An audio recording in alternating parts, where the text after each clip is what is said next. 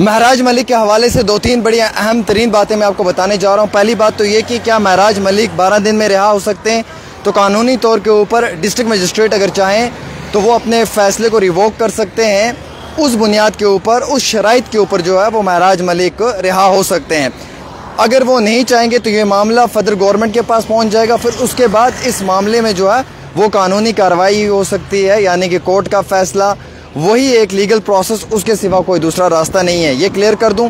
दूसरी बड़ी बात यह कि उमर अब्दुल्ला ने एक बड़ा बयान जारी किया है। महराज मलिक के हवाले से कहा है कि उनका जो केस है, जो मुकदमा है, नेशनल कॉन्फ्रेंस उस मुकदमे के लिए महराज मलिक की फ़ैमिली को पूरा सपोर्ट करेगी, चाहे वो माली मदद हो, चाहे वो वकीलों की शक्ल के अंदर वो मदद फराहम की जाए, यानी कि वकला हजरात जो बेहतरीन हैं वो देने में नेशनल कॉन्फ्रेंस अपना रोल प्ले करेगा। उमर अब्दुल्ला ने कहा कि मुझे खुद भी PSA के अंडर बुक किया है, तो मैं ये सजेस्ट करूँगा कि आप आउट ऑफ स्टेट से बिल्कुल भी जो है वो वकील हायर ना करें, बल्कि जम्मू कश्मीर के ही लॉयर्स को, जम्मू कश्मीर के ही एडवोकेट्स को इस चीज़ के बारे में ज़्यादा जानकारी है तो उन्हें ही मौका दें ताकि वो आपका केस फाइट कर पाएँ। तीसरी बात यह है कि एडवोकेट मुजफ्फर इकबाल ख़ान जो फॉर्मर जज भी हैं और नेशनल कॉन्फ्रेंस के MLA हैं, वो महराज मलिक का केस लड़ने के लिए तैयार हैं फ्री ऑफ कॉस्ट। इतना ही नहीं बल्कि सोशल मीडिया पे कई सारे और भी वकील हजरात हैं जो ये केस, ये मुकदमा फ्री में लड़ना चाहते हैं। अब सवाल ये है कि ये केस उस लॉयर को दिया जाएगा, वो काउंसलर होगा जो बेहतरीन मालूमात जानता है PSA के हवाले से, या जिसके पास अच्छी नॉलेज है रिलेटेड टू PSA केसेस, जिसने आज से पहले भी PSA के बारे में काफ़ी ज़्यादा मालूमात हासिल की हो। महराज मलिक को लेकर अभी तक की ये सूरत हाल है जो मैं आपको बताना चाहूँगा कि फ़िलहाल के तौर के ऊपर डोडा के अंदर जो है वो, जैसे प्रेस कॉन्फ्रेंस हुई थी उसमें बताया है 70 लोगों को डिटेन किया हुआ है, कई सारी ख़वातीन हैं और धीरे धीरे कुछ लोगों को रिहा भी किया जा रहा है।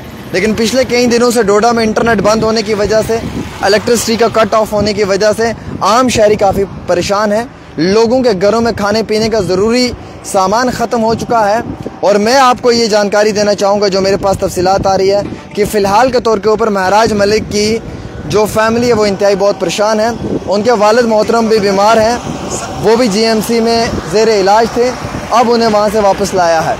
वहीं जो सोशल मीडिया के ऊपर एक बड़ा बयान जारी हुआ है और जो DG हैं, DG हैं जम्मू कश्मीर पुलिस के, उनने ये कहा है कि सोशल मीडिया पे मिस इन्फॉर्मेशन स्प्रेड करने वालों के ख़िलाफ़ भी कानूनी कार्रवाई को अमल में लाया जाएगा। कई सारे लोग जो हैं वो गाज़ा फ़लस्तीन की वीडियो उठा रहे हैं, वो अपलोड कर रहे हैं और उस पर लिख रहे हैं कि डोडा के ये हालात हुए हैं। मैं देख रहा हूँ कुछ लोग जो है वो यूक्रेन की वीडियोज़ उठा के डाल रहे हैं, कुछ लोग नेपाल की वीडियोज़ को जो है वो डोडा की वीडियोज़ बताकर उन पर जो है वो महराज मलिक लिख कर अपलोड कर रहे हैं सोशल मीडिया पे, ताकि फॉलोवर्स, व्यूज़ उन्हें आएंगे। लेकिन ऐसे लोगों पे मुकदमा दर्ज हो सकता है, कानूनी कार्रवाई हो सकती है और ऐसे लोगों को सलाखों के पीछे धकेला जा सकता है। जो इंसान भी मिस इन्फॉर्मेशन स्प्रेड करेगा सोशल मीडिया पे, उस पर सख्त रवैया अख्तियार किया जाएगा।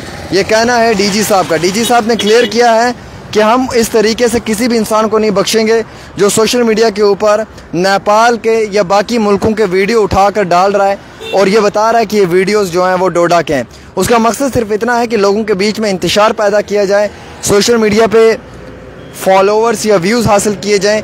इस तरीके के आम शहरियों के ऊपर ज़बरदस्त मुकदमा दर्ज हो सकता है। लिहाजा इन चीज़ों से बाज आएँ। मेरा काम है आपको इन्फॉर्मेशन देना। ऐसा ना हो कल को आप किसी केस में बुक हो जाएं, किसी FIR में आपको बुक कर दिया जाए, बाद में आपको पछतावा हो। अगर आप इस तरीके के गलत वीडियोज़ अपलोड कर रहे हैं तो बिल्कुल भी गलत वीडियोज़ मत अपलोड करें। हाँ, जो ग्राउंड के वीडियोज़ हैं, जो रियल वीडियोज़ हैं, वो आप अपलोड कर सकते हैं, क्योंकि वो आपका एक फंडामेंटल राइट है, उससे आपको कोई नहीं रोक सकता है।